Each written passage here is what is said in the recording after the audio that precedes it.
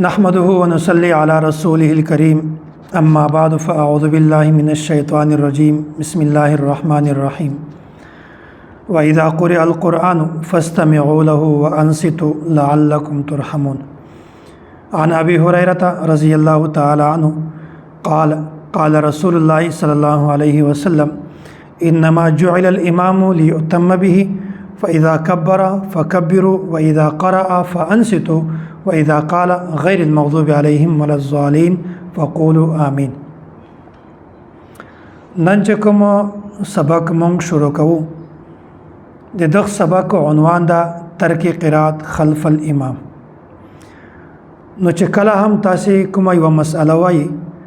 د یغه مسألې نوم زده کول دا ډېر ضروری ده. کچیرته د یغه مسألې نوم تاسو ته یاد نه وي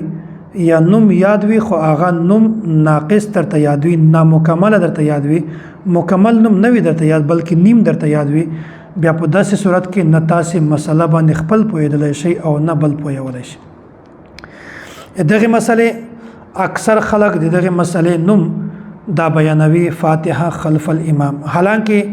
دا غلط عنوان ده. صحیح عنوان ده ترک قرات خلف الامام.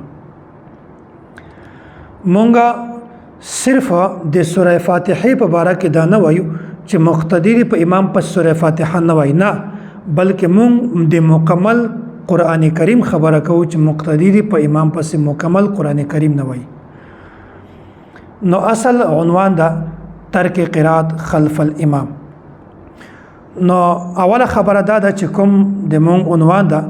د دغه عنوان په شروع کې یو لفظ د ترک، یو د عدم او یو د ترک. د عدم مطلب دا ده چې د یو شی د سر نه وجود هم نه، او د ترک مطلب دا ده چې اول وو ورسته دغه پرې خودل شوی ده.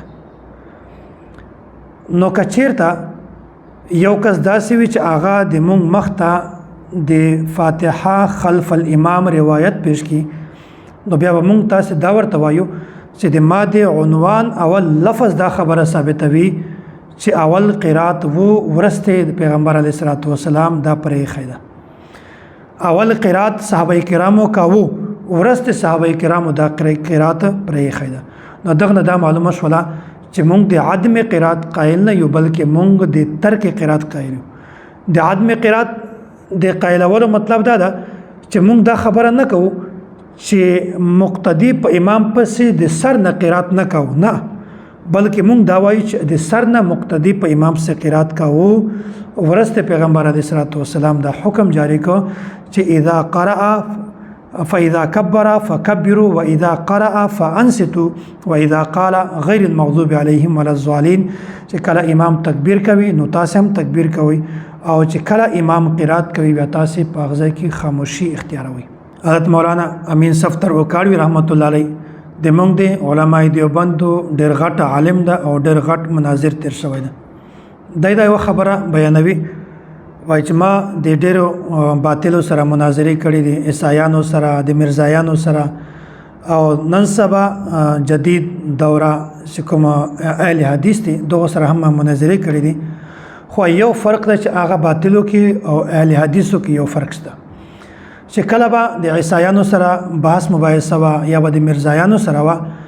بیا چې کله به مونږ دوی ته دا وویل چې تاسو خپله دعوه ولیکئ، خپله دعوه مونږ ته بیان کړئ، بیا به دوی دعوه بیانوله، خو چې کله به هم د دلایلو موقع راتله بیا به د دوی په دلایلو کې خولې بندېدلې، د دوی سره به دلایل نه. او نن سبا اهل حدیث دوی ته چې کله دا ووایي چې تاسو خپله دعوه ولیکئ، بیا دوی د دعوې لیکلو ته کله هم تیار نه دي. دوی په شروع کې دعوه هم نه لیکي، بلکې د دوی په قدم باندې د دوی دعوه بدلیږي. دلته د دوی یوه دعوه ده، بیا چې بل ځای ته ولاړ شي د دوی هغه دعوه بدله شي، بله دعوه راشي، بله دعوه راشي، بلکې د هر عالم ځان ته خپله دعوه ده. نو چې کله دعوه دی نشي لیکلی درته، بیا د دلایلو والا خبره خو ډېره لرې ده. نو دا اوله خبره چې کله هم د دوی سره د تاسې بحث مباحثه وي، نو به تاسې اول کوشش دا کوئ چې دوی نه به د دعوې مطالبه کوئ. چې کله دعوه تاسو ته مخامخ کې دعوه درته ولیکي بیا انشاءالله مخ ته مسئله اسانه ده، خو دا د دوی همت کله هم نشته چې دوی تاسو ته دعوه ولیکي، هغه نه به تاسو ته په باندې دلایل پیش کړي. داسې حضرت مولانا امین صفتر اوکاړوي رحمت الله علیه دا فرمای وای ما په یو ځای باندې د اهل حدیثو سره مناظره و بیا زه هغه ځای ته په ټیم باندې ورسېدم او چې کوم د باطلو مناظر و هغه لږ ناوخته راغی د هغه ناوخته راتلک په وجه باندې هغه خلکو خپله یوه دعوه ولیکله پرچه باندې یوه دعوه ولیکله او چې کله مناظر راغی هغه دعوه یې مناظر ته ورکړه چې دا د تا دعوه ده په دې دعوه باندې به د حضرت سره مناظره کوي په دعوه کې دا خبره لیکلې وه چې د مقتدی لمونځ بغیر به سوره فاتحې نه کېږي مقتدی لپاره سوره فاتحې ویلل ضروری دي او وروسته چې کوم تلاوت ته د مقتدی لپاره مخکې نور تلاوت مخکې نور قرآن کریم ویلل دا بالکل جایز نه ده بالکل د هغې لپاره ویلل حرام دي نو دا دعوه یې ورته لیکلې وه او چې کله د دې مناظر راغی مناظر هغه دعوه ولیکله او ډېر زیات پریشان شو فوراً یې دعوه پرېکړه کاغذ یې پرېکړو حضرت مولانا امین صفدر اوکاړوي رحمت الله علیه فرمایي وایي ما ورته وویل چې که چېرته دعوه غلطه وي نو خو ما ته صفا وایي چې دعوه غلطه ده بیا کاغذ پرې کولو څه مطلب هغه مناظر هغه ورته ویل وایي دعوه صحیح او غلطه خبره په دې باندې نه ده اصل خبره دا ده چې دعوه مناظره زه خپله کوم او دعوه به هم زه خپله لیکم بیا هغه دعوه خپله دا ولیکله چې د مقتدی لمونځ بغیر به سوره فاتحې نه کېږي وجه دا شی ده چې د یوه دعوه مجمله ولیکله مختصر دعوه یې ولیکله نو حضرت مولانا امین صفتر اوکاړوي رحمت الله علیه فرمایي وایي د دې مختصره او د دې مجمل دعوې لیکلو مطلب دا ده چې د دې دا دعوه ده چې په دې دعوه سره د مونږ سره دلایل موجود دي نبی علیه الصلاۃ والسلام حدیث هم د لا صلاة الا بفاتحه الكتاب چې بغیر به سوره فاتحې نه لمونځ کله هم نه کېږي بس د دې سره په دې موضوع باندې په دې دعوه باندې دا یو دلیل موجود ده او دا دلیل بار بار وایي دی هغه خپله دعوه اوږده کوي نه خپله دعوه بالکل مجمله مختصر لیکي چې په دې باندې د موږ سره دلایل موجود دي حالانکه مناظره بحث مباحثه او عقاید و بنیاد چې کومه ده په داسې مجمل دعوو باندې نه چلیږي چې کله هم یو بحث مباحثه کوي د چا سره مناظره کوي په هغه کې مجمل دعوه نه لیکي بلکې پاکه مکمله تفصیلی دعوه لیکي ځکه چې لا صلاة الا بفاتحه الكتاب په دا کې نه د امام تذکره شته په دا کې نه د مقتدی تذکره شته او په دا کې نه د منفرد تذکره شته چې آیا دا حدیث د امام په باره کې ده که دا حدیث د مقتدی په باره کې ده که دا حدیث د منفرد په باره کې ده په دې حدیث کې بالکل تصریح نشته نو د وجه نه مجمله دعوه مختصره دعوه دا باندې د دې عقاید او د دې مسایل بنیاد کله هم نشي جوړېدلی نو دومره خبره دا ته بیان کړله چې کله هم د داسې باطلو سره تاسې کله مناظره وي بحث مباحثه نو به اول تاسې د دعوې مطالبه کوئ چې دعوه راکئ او چې کله تاسو ته دعوه ولیکي به د دې دعوې مطابق د دې نه دلایل تپوسونه کوئ په ټولو نه اوله د اهل سنت والجماعت عقیده نظریه او داسې موقف دا بیانول ضروری دي نو د مونږ عقیده مونږ نظریہ دا موضوع بارہ کے مقتدی کے لیے امام کے پیچھے سورہ فاتحہ اور اس کے بعد والی صورت کی قرات کرنا مکروہ تحریمی ہے خواہ نماز جاری ہو یا سری بلکہ اسے خاموش رہنے کا حکم ہے نو دا د مونږ دعوه ده په دا دعوه کې اوله خبره ده چې مقتدی کے لیے نو دغه مطلب دا ده چې مونږ د منفرد یعنی د یوازې لمونځ کوونکي لپاره د مکمل قرآن کریم ویللو قایل یو که چېرته مونږ مخته یو کس داسې روایت پیش کړي چې هغه بالکل د یوازې لمونځ کوونکي په باره کې وي نو دوی ته به مونږ وایو چې ګوره دغه تا کوم روایت بیان کړه دا خو د مونږ بحث هم نه ده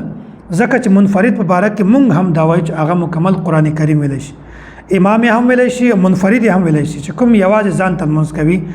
او خبره چې کوم بحث مباحثه ده د مونږ تاسې اختلاف ده دا منفرد په باره کې نه ده امام په باره کې نه ده بلکې د مقتدی په باره کې ده نو چې کله هم اوله خبره دا ده چې کله هم داسې یو کس د منفرد په باره کې د قرآن کریم ویللو روایت پیش کړي نو موږ به دا ورته وایو چې ګوره د موږ په عقیده کې اول لفظ ده مقتدی کې لیے مقتدی خبره ده د منفرد خبره مونږ نه کوو ځکه چې منفرد لپاره مونږ هم وایو چې هغه مکمل قرآن کریم ویلی شي په دا کې څه مسله نشته. او دومه خبره ده امام کې پیچھے دغه مطلب دا ده چې خبره دالته د جمع د لمانځه ده د ځان ته لمونځ کوونکي خبره نه ده ځکه چې ځان ته څوک لمونځ کوي دا منفرد شي هغه سوره فاتحه هم ویلی شي او داسې قرآن کریم هم ویلی شي. خبره اصله د جمع د لمانځه ده د یوازې لمونځ کوونکي والا نه ده. سوره فاتحه اور اس کے بعد والی صورت نو مونږ نظریه صرف د سوره فاتحه باره کې نه ده بلکې سوره فاتحه په باره کې هم ده او مخته چې څومره 114 یو سل 14 سورتونه دي هغه په باره کې هم ده. نو مونږ دا کومه نظریه دا کوم اختلاف چې ده دا صرف سوره فاتحه په باره کې نه ده بلکې سوره فاتحه او مخته چې څومره سورتونه دي دغه ټولو په باره کې مونږ دا عقیده ده. او داسې قرات کرنا مکروه تحریمی ہے. مکروه تحریمی دا لږ مشکل لفظ ده چې عوامو ته دا لفظ صحیح ضرب سمجھ کې نه ورځي بلکې د لپاره آسان لفظ ده چې دا ناپسندیده ده. دا پیغمبر علیه الصلاۃ والسلام ته خوښ نه ده. او داسې خوا نماز جاری هو یا سری نو دا جهری او سری جهری وای هغه منځو ته چې په هغه کې امام قرات جهرن باندې کوي په زوټه کوي مثلا سحر منځ شو ماخام منځ شو ماسختن منځ شو. او سری هغه منځو ته وای چې په هغه کې امام قرات کوي خو سرن په پټه باندې کوي ماسپخین منځ شو مازدیګر منځ شو. نو که هغه منځ خوا که هغه جهری وي او که سری وي آسان الفاظ لپاره چې هغه د پاره 15 سره منځونه یعنی په هغه کې قرات کول د مکروه تحریمی ده هغه کان منځ جهری وي او کسر وي یعنی 15 منځو کې مقتدی لپاره دا ضروری ده چې هغه د په امام پسې قرات نه کوي بلکې خاموش رہنا کا حکم ہے. مقتدی لپاره دا حکم ده چې دی بالکل خاموش. نو دا خو د مونږ عقیده او دا د مونږ نظریه شوله. دلته یو خبره بل هم په ذهن کې کېنوي چې اول تاسو خپل نظریه دا په ذهن کې کېنوي بیا به ان شاء الله چې کوم دلایل را روان دي دلایل به ان شاء الله په داسې انداز باندې درته بیان کما لکه څنګه چې د بیانولو حق ده. نو بیا باطل دا یو کوشش کوي چې هغه د فاتحه نوم اخلي همیشه د عوامو په مخ کې او د علماء کرامو په مخ کې همیشه فاتحه خلف الامام اب یو نواره جوړه کی او د تا په خوله کې بدر کوي تا خوله بند کوي. نو دوی ته وای چې مونږ داسې تیار روټي خورلو والا هم نه یو شاعر وای هم خود تراشتے ہیں منزل کی سنگرا ہم وہ نہیں جن کو زمانہ بنا گیا. نو مونږ خپل نظریه خپل دلایل خپل موقف د خپل پیژنو تاسو خپل نظریه خپل موقف خپل دلایل دا ځان ته کېږي په مونږ باندې یو شی مسلط کوي. نو اوله خبره ده چې خپل نظریه د زده کوي بیا به ان شاء الله هغه مخته ټوټل دلایل تاسو ته مونږ بیانو او د باره کې د باطلو بدعتیانو او داسې غیر مقلدینو چې کومه عقیده او نظریه ده دا په ذهن کې کېنوي بیا به ان شاء الله تاسو خپل فرق محسوس کړئ چې د باره کې مونږ کومه عقیده ده او د باطلو کومه عقیده ده. محمد رئیس ندوی جامع سلفیه بنارس انډیا دا د غیر مقلدینو یو عالم تیر شوی ده. دغه یو کتاب ده مجموعه مقالات پر تحقیقی سلفی جائزہ صفحہ نمبر 388 پاغا کے لیے کہ امام کے پیچھے مقتدی کے لیے صرف سورہ فاتحہ پڑھنا فرض ہے اس سے زیادہ ممنوع ہے. اور مقتدی پارا صرف سورہ فاتحہ ویل دغه د پارا فرض کار ده ضروری ده او په سورہ فاتحه نه ورسته نور قرات کول د مقتدی لپاره بالکل منع ده. نو دینه دا معلومه شوله چې د سورہ فاتحه د فرضیت قائل دي چې سورہ فاتحه الحمدلله رب العالمین دا فرض ده د مقتدی لپاره دغه ویل ضروری دي. او دوم د یو عالم د حافظ محمد گولوی شیخ الحدیث جامع سلفیہ گجرانوالا د یو کتاب د خیر الکلام فی وجوب الفاتحة خلف الامام صفحہ نمبر 33 په دغه کې لیکي اور ہمارے تحقیق میں فاتحہ خلف الامام ہر نماز میں جاری ہو یا سری فرض ہے اس کے چھوڑنے سے نماز باطل ہو جاتی ہے. واید مونږ تحقیق دادا کل منځ جهرن وی او کسرن وی ک امام په زوټه باندې تلاوت کوي او که په پټه باندې تلاوت کوي د مونږ تحقیق دا چې په هر حالت کې د مقتدی لپاره د سوره فاتحه ولل دا فرض دی او که چا سوره فاتحه نه ویله پرې خدای داسې سړی لمونځ دا باطل ده. نمبر 3 ډاکټر شفیق الرحمن صاحب دام غیر مقلد ده دغه یو کتاب ده نماز نبویہ صفحه نمبر 150 پدا کی وا عجیب خبر بیانوی وای جو شخص نماز میں اکیلا ہو یا جماعت کے ساتھ ہو امام ہو یا مقتدی ہو مقیم ہو یا مسافر ہو فرض پڑھ رہا ہو یا نوافل امام سورہ فاتحہ پڑھ رہا ہو یا کوئی اور صورت بلند آواز میں پڑھ رہا ہو